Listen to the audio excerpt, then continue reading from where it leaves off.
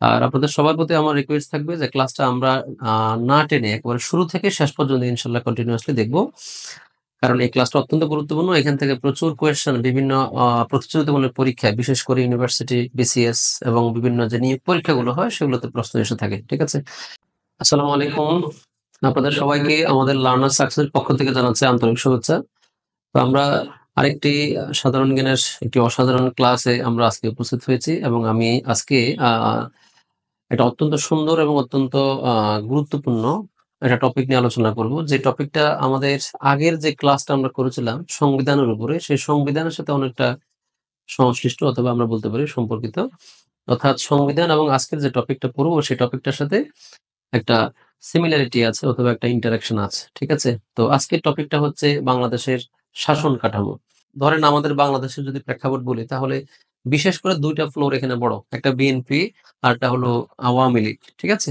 তো এখন ধরেন বিএনপির কোন একজন সংসদ সদস্য উনি বিএনপির টিকেট মানে অর্থাৎ বিএনপির যে প্রতীক, ধানের শীষ প্রতীক, সেই প্রতীক নিয়ে ক্ষমতায় মানে এমপি হয়েছে বা সংসদে এসেছে।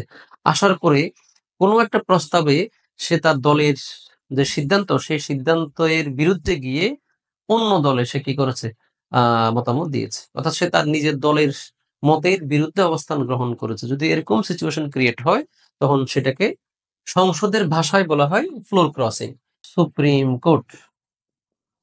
আর আরেকটা হচ্ছে অধস্তন আদালত। মানে অধস্তন কোর্ট। ঠিক আছে? জেলা কোর্ট অথবা জজ কোর্ট, যেটাকে আমরা বলি জজ কোর্ট। ঠিক আছে? জজ কোর্ট। ওকে, আ অধস্থন আদালত, অধস্থন অধস্তন আদালত।